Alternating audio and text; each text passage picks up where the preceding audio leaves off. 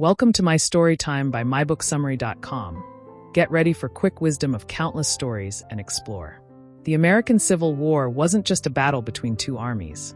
It was a clash of ideals, a war fought over the soul of a young nation. It was about more than just North versus South. It was about freedom, economy, power, and the very definition of what it meant to be American.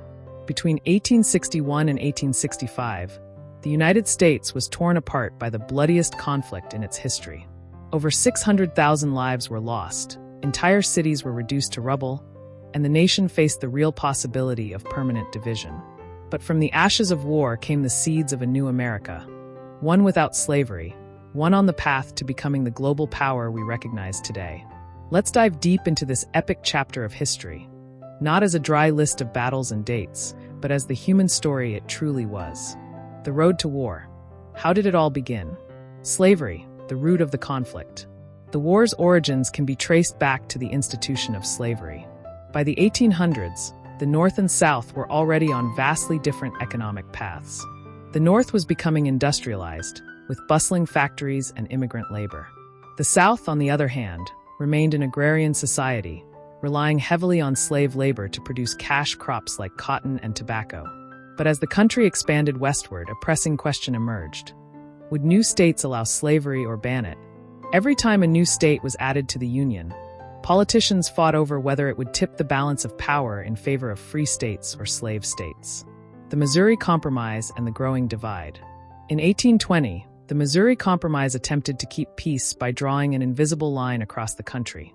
New states north of the line would be free, and those south of it could permit slavery.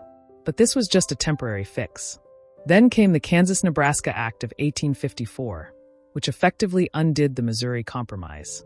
It allowed new territories to decide for themselves whether to permit slavery, leading to violent clashes known as Bleeding Kansas. This was no longer a political disagreement. It was turning into a blood feud. The election of Abraham Lincoln, the final straw. By 1860, tensions had reached a boiling point. Abraham Lincoln, a man who opposed the expansion of slavery, won the presidency. The South saw his victory as a direct threat to their way of life. Fearing that Lincoln and the Republican-controlled government would abolish slavery altogether, Southern states began to secede from the Union, forming the Confederate States of America under President Jefferson Davis. The United States of America was now two nations, one dedicated to preserving the Union, the other fighting for what they saw as their right to govern themselves. And then in April 1861, the first shots were fired. The war begins, Fort Sumter and the first clashes. The first shots at Fort Sumter, April 12, 1861. The war officially started at Fort Sumter, a Union-held fort in South Carolina. Confederate forces, under General P.G.T. Beauregard, demanded its surrender. When the Union refused, the Confederates opened fire. The bombardment lasted 34 hours, and though there were no casualties, the message was clear. The Civil War had begun. Lincoln called for 75,000 troops to put down the rebellion. The South saw this as an act of war. More states, including Virginia, North Carolina, Tennessee, and Arkansas, joined the Confederacy. The nation was now fully at war. The Battle of Bull Run, July 21, 1860, won a shocking defeat for the North. The first major battle took place in Virginia, near a small river called Bull Run. Many Northerners thought this would be a quick war, so much so that civilians traveled from Washington, D.C. to watch the battle, bringing picnic baskets as if they were attending a sporting event. They were in for a rude awakening. Confederate forces, led by General Thomas Stonewall Jackson, held their ground, and the Union Army was forced into a chaotic retreat. The South celebrated a stunning victory, and the North realized this war would be far longer and bloodier than they had imagined. The Bloody Years, Major Battles and Turning Points. The Emancipation Proclamation, 1863, changing the war's purpose. For the first 2 years, the war was mainly about preserving the Union. But in 1863, Lincoln changed the game.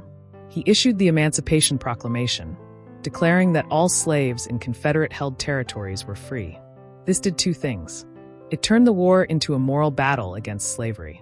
It discouraged European nations like Britain and France, who had outlawed slavery, from supporting the Confederacy. The Battle of Gettysburg, July 1 to 3, 1863, the turning point. Gettysburg was the war's bloodiest battle, with over 50,000 casualties. Confederate General Robert E. Lee, emboldened by previous victories, decided to invade the North. His army clashed with Union forces in Pennsylvania in a 3-day battle of brutal combat. In the end, the Confederates were forced to retreat. The South would never again launch a major offensive into Northern territory. Gettysburg was the beginning of the end for the Confederacy. Sherman's March to the Sea, 1864, the South in flames. Union General William Tecumseh Sherman launched a campaign that devastated the South. His army marched from Atlanta to the coast, burning everything in their path: railroads, farms, and entire towns. This strategy, known as total war, was designed to break the South's will to fight. The war ends. Appomattox and Lincoln's assassination. Surrender at Appomattox, April 9, 1865. By early 1865, the Confederacy was collapsing. Lee's army was starving, outnumbered, and exhausted. On April 9th, Lee surrendered to Union General Ulysses South Grant at Appomattox Courthouse in Virginia. The war was effectively over. The tragic assassination of Abraham Lincoln. Just days after the victory, on April 14, 1865, Lincoln was assassinated by John Wilkes Booth, a Confederate sympathizer, at Ford's Theater. The nation was in mourning. Lincoln, the man who had held the country together, was gone. Final thoughts: the war's impact and legacy. The Civil War left scars that took decades to heal. The South lay in ruins, and Reconstruction, 1865 to 1877, was a tumultuous period of rebuilding. But the war also reshaped America. Slavery was abolished with the 13th Amendment. The idea of a united, powerful federal government was solidified. The foundation was laid for the civil rights movements of the 20th century. The American Civil War wasn't just about North versus South.